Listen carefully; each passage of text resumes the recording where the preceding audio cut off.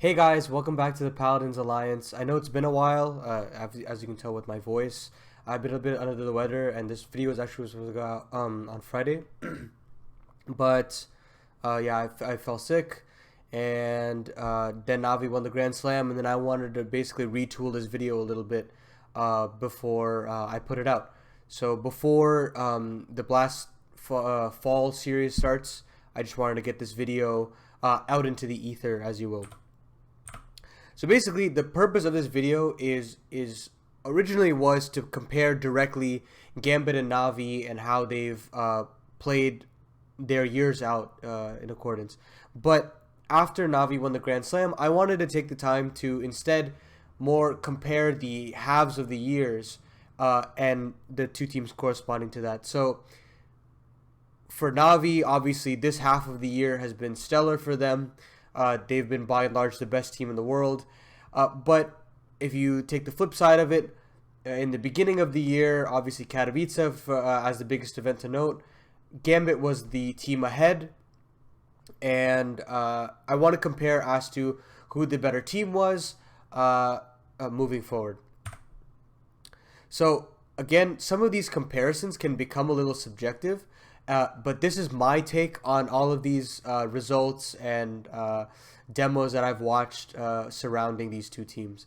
But again, it might become a little bit more opinionated, and this is just my opinion on that. And again, yeah, so success and strength can become subjective. And it's up to you to decide whether or not you agree with me, but this is what I personally think about it. And moreover, towards the end of the video, we're more going to be talking about who has the most potential for the future. We have a couple of big events on the way. We have the major in Stockholm, that's a big deal. We have the Blast Global Finals at the end of the year as well. And obviously the Grand Slam has been taken over, but the fourth season could be around the corner. And all these big events should be talked about and compared as to how Gambit and Navi can fit the bill in that regard. So first, we're going to talk about the titles won on both sides. Apologies for the picture on the left is a little stretched. But the titles compared will be as follows. So Navi won 5 titles this year. The most recent being EPL Season 14. They won Cologne. They won the Star Ladder RMR, DH Master Spring, and the Blast Global Finals of last year, but it was held February of this year, so I'm just going to count it as a title won this year. This is in comparison to Gambit's wins. We have the Blast Spring Finals, we have IEM Katowice, we have IEM Summer, and we have the Epic League RMR tournament as well. So those 4 titles go for Gambit. So when we compare these titles, we can't obviously you could say, well, Navi won more titles than Gambit, and that's true. But another thing that I want to note that actually makes that comparison more important is the prestige of each of these titles. So what I want to look at first is these important roads that Navi took to get here.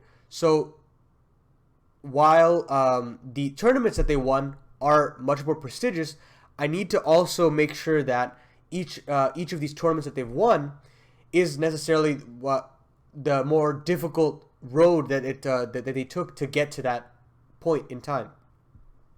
So on the left, we have the Blast Global Finals bracket here.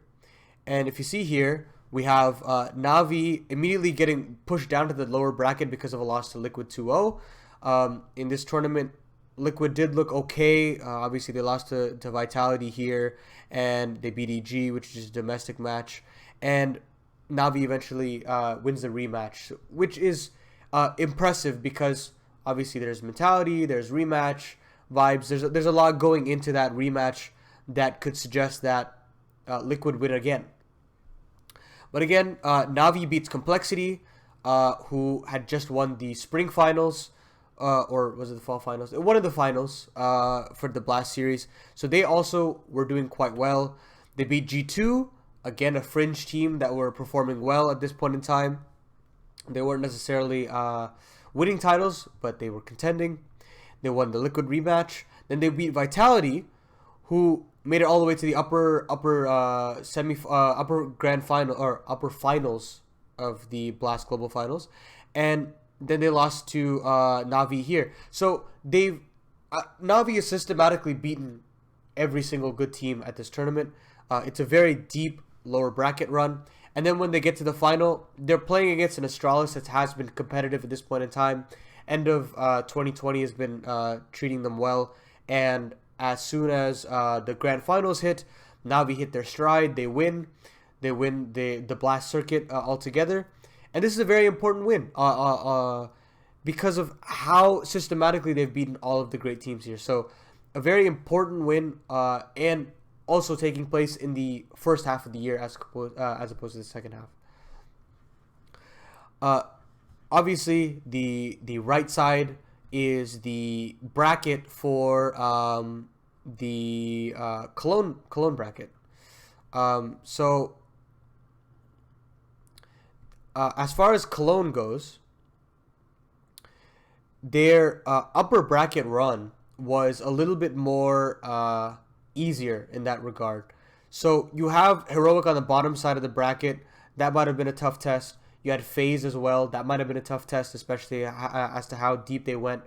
You have Vitality that looked shaky in their win against Furia here, but still isn't necessarily the best. So the group overall that didn't necessarily lend itself to it being an easy time for Navi, or lend itself to being a difficult time for Navi.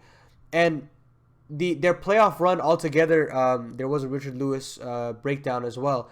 But you could see here that the path that they took to the playoffs wasn't necessarily the most impressive thing in the world. They beat Renegades, albeit a shaky one. They lost Inferno, I believe. But they eventually closed it out. They beat Vitality, again, a shaky one. And they beat Astralis as well after that, I think, double overtime affair on Dust 2. But once the playoffs went underway, things decided to really kick into high gear for Navi. They really manhandled FaZe, and that result is very important. FaZe has performed all throughout this tournament at a very high level. Beating Gambit is no easy feat. They played a good CS all throughout this event, and Navi manhandling them in the series is something to note as well.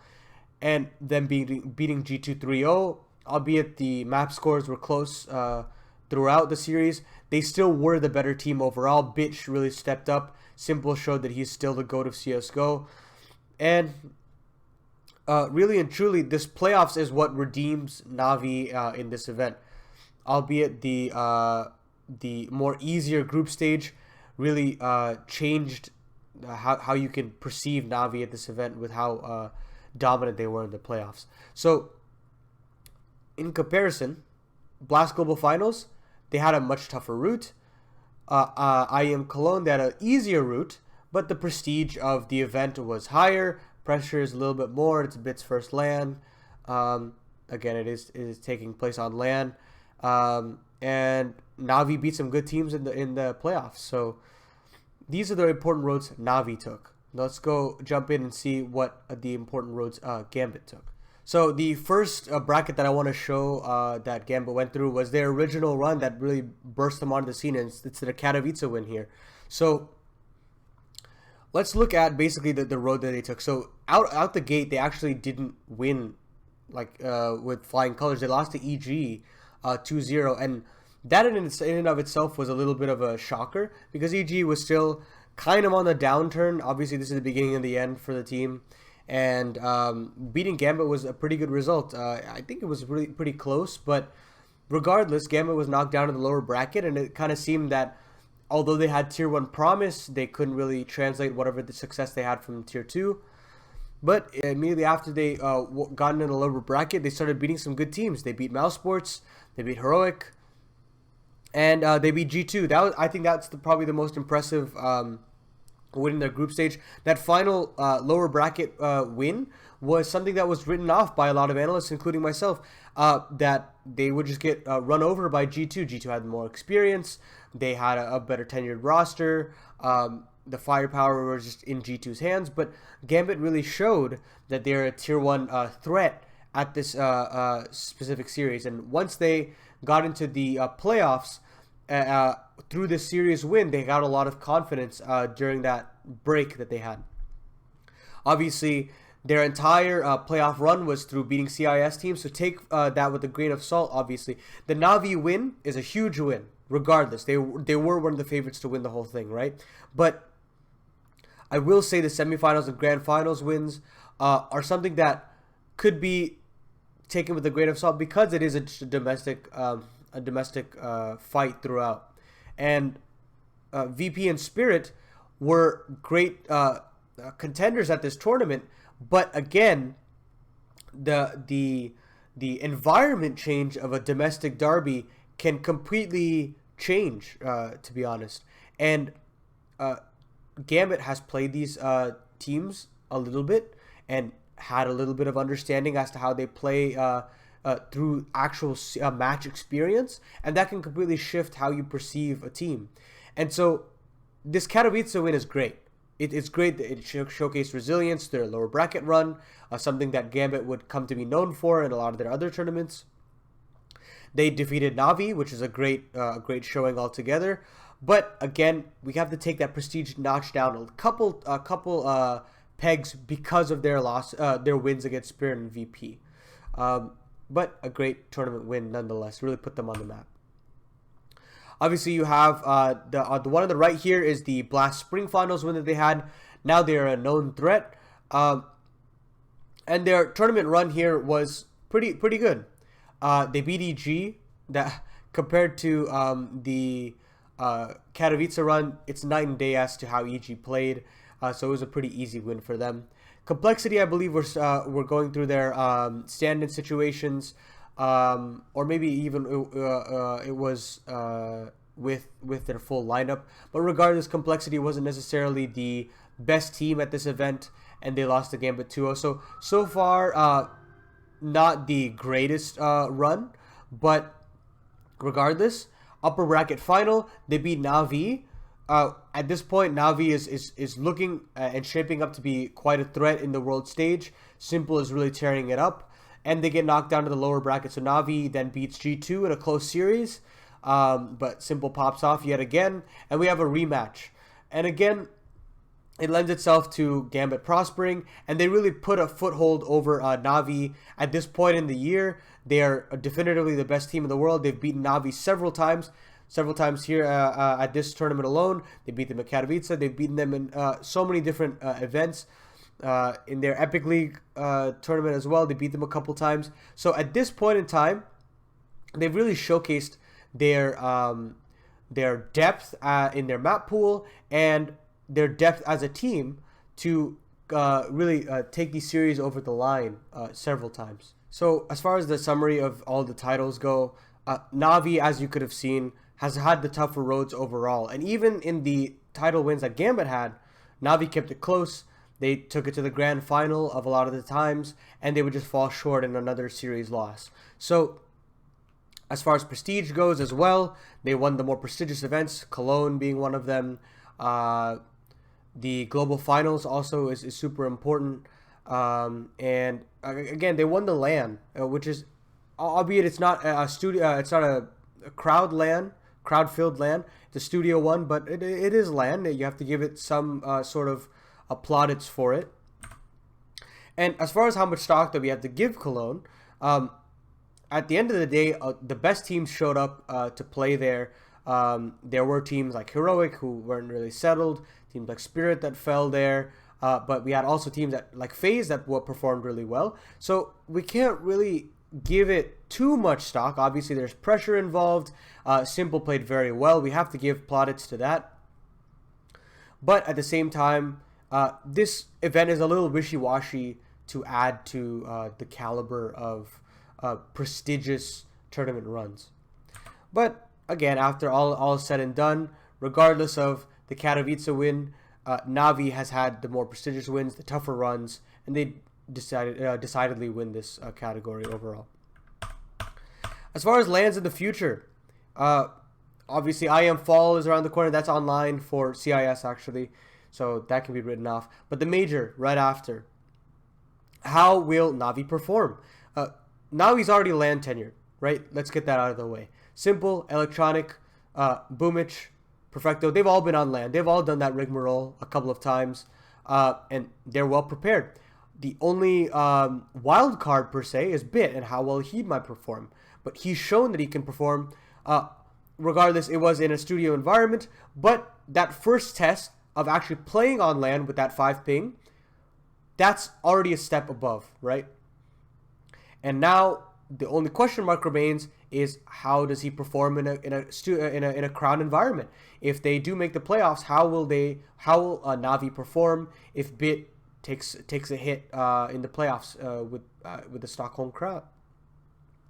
Now, as far as Gambit goes, they've shown land jitters in the studio environment alone.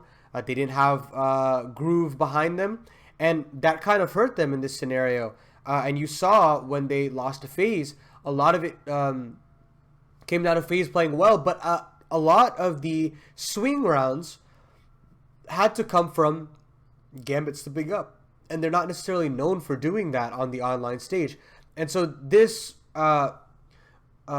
learning curve that's going to have to come in the future might hurt Gambit, and there's an uphill battle for them certainly, because you only have a limited time at this point in the world environment with COVID-19 and everything. The lands are going to be few and far between, and if they cannot perform, they are going to be left in the dust. Navi is just going to pull ahead in that regard.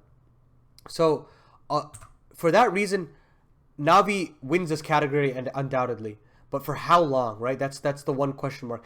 Gambit could learn how to play on land, and they could play that same cool Counter-Strike that they've been playing online for how many ever months. And so there is a possibility, a fringe chance that if we revisit this maybe next year, year after, that Gambit could pull ahead. But for right now, Navi wins this undoubtedly. So I wanted to compare map pools next between Gambit and Navi. And this will more be a metric of where they are at right now. Obviously, in the beginning of 2021, I believe that Gambit had pretty much a 6-map pool. They performed on all the maps very well. Train was a very good pocket pick for them. But after Ancient came in, I want to discuss how their map pools compare at this point. So obviously, Gambit's permaban is Nuke. Navi's is Vertigo. It's a little flip-flopped in that sense. But I want to compare Navi and Gambit's basically their mainstay their mainstay maps. So Navi's is Nuke. They have a win streak on it right now. I believe they are the best Nuke team in the world right now,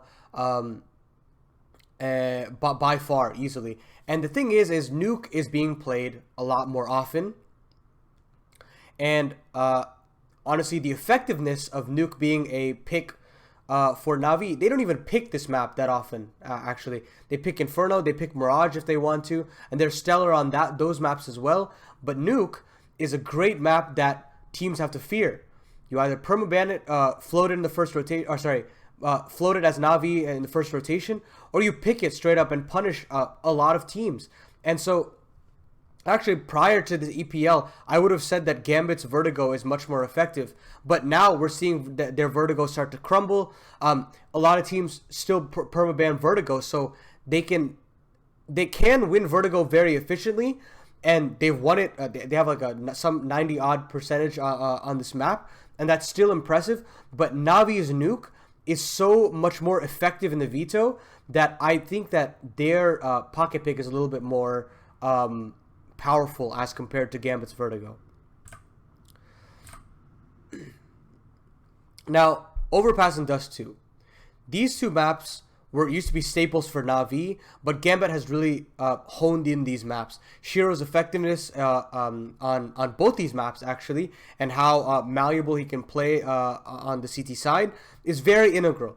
Nafany's what do you call it? Like his shenanigans per se in the bathrooms on the B site on short. he's wonderful in that regard. So their CT sides on overpass has been very wonderful. Their composure on Dust 2 CT side as well. Again, I'm hitting home here that Gambit's CT sides are masterful. It's the reason why they are so good at what they do. And then on the T side, you have Axile and Hobbit really tearing it up, especially on the entry side of things. That's why they're so good on Dust 2, and they can really take over T sides as well.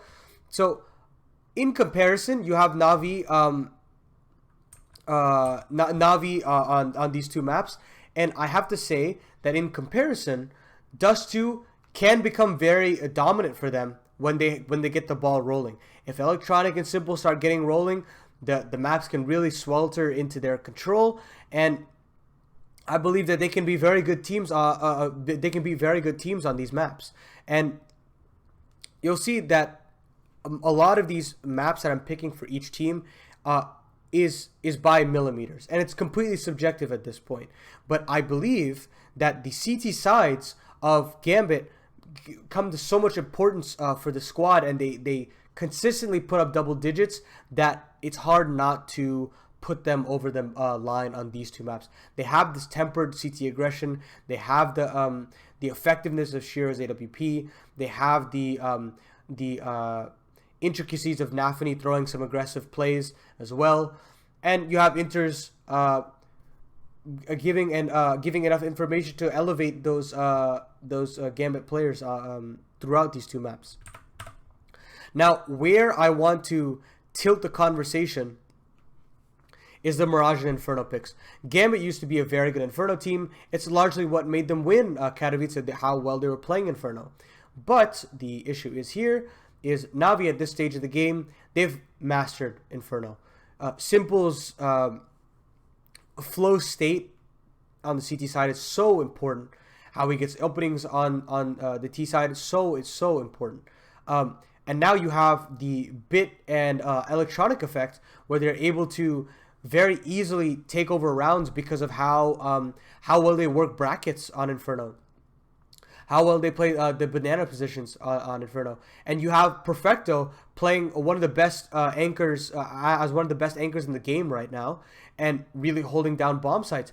The way he plays with Boomich on the B site has been a sight to behold. It's been something that is very integral to why Navi's Inferno has been so impeccable. You take the same, you can actually move those same concepts to their Mirage as well. Perfecto again on the B bomb side has been so important. In fact, Boomich's aggressiveness on the CT side on Navi's Mirage has been a little bit more effective here as compared to other maps, in my opinion. So all of these factors have been really important to catapulting their Inferno and Mirage to better than Gambit's. Gambit's T sides on both of these maps have really fallen. A lot of it hinges on the ability for Axile and Hobbit to make plays on the T side, and a lot of these tendencies have been figured out by a lot of teams, and so those rounds that they're racking up are much less so. And you saw that in that Liquid series where they were pushed to the brink. They lost Inferno, I think, and a lot of it had to come down to how easily Liquid was able to shut down the T side strategies from Gambit here. Now, a toss-up that I have at the end of the day is the Ancient pick. And the Ancient pick, you can see I've given it a yellow circle to indicate that there's still some undecided nature here. First half of the year, or first half of when Ancient was out, I would suggest that Gambit was more impressive. They had some better wins. They had a little bit better of an understanding as to how to take the A site and really crunch in on those important donut CT and CT positions. But now, as the year progresses, it's kind of up in the air. And I would honestly say that it's up to you to decide. I will leave this to basically the audience. I don't necessarily give a specific team a better Ancient per se. Navi has a better win percentage, more maps played. But you could also argue that Gambit is a better team. It's the toss-up really comes from the nature of the map and how volatile it still is. There's still a lot of learning that needs to be done on the A side of the map. and the B side as well, honestly, with how ineffective some of the flashes are for some of these teams to clear out the back CT positions. And at the end of the day, I don't think I want to give too much credit to the Ancient. I did circle Gambit here, but at the end of the day, you can really decide for yourself as to how important Ancient is to the pool as of right now. So to summarize all these categories, we have the titles earned and their prestige. Navi wins that decidedly, right? Not necessarily decidedly. I think you could say comfortably, right? All in all, Gambit had some impressive title wins. The IM Summer win, they didn't have Navi in attendance. The Epic League RMR could be a little better handled, and the legitimacy of that would probably go up, but things happen. Navi's tournament wins, the global final win was impressive. The Cologne win was big because of prestige, and the road taken in the playoffs. So I have to give it to them here. Lens in the future, I talked about that again. Navi decidedly wins this one. There's no doubt about that. Although the question mark of Bit lies ahead, and the potential of Gambit also lies ahead, we still, at this stage in the game, we have to give it to Navi here. In the map pool, it is really close to call, right? But at this stage, the importance of Mirage and Inferno and how many times all these teams are playing it, Navi has to get this because it can really swing a series in their favor. And having Nuke in their back pocket, having Ancient, which they're pretty good at, as a option as well. Okay at Overpass, pretty decent at Dust 2, allows you to really get stuck in on these best of fives. So obviously it looks very obvious that Navi is the better team from this year, but it is pretty close to call in most of the categories here. So this stage, Gambit can consistently put up series wins because of Vertigo, especially, and any leftovers, right? So anything that the opponent picks, they can play competitive on it, and they usually win the decider, so they go forward in many series wins, and that's why they're so consistently getting those playoff tickets. But at the same time, Navi's been getting consistency. Their map pool is getting deeper. Their T sides are getting a little bit more impressive. They seem a lot more capable to achieve these great things that they've been touted to do compared to other iterations. You had that Zeus one that was completely a waste of time, for lack of a better word. But this iteration of Navi has the opportunity to go beyond and do things that other iterations just couldn't imagine on doing, right? Obviously, Navi wins this overall. I think they are the better team of this year. The caliber of teams that they've beaten, in the way that they've done it, with the impressive nature of how simple and electronic have been playing, the revelation of Bit, and the clutching and very intelligent playing from Perfecto, and Boomich has really stepped up as an IGL.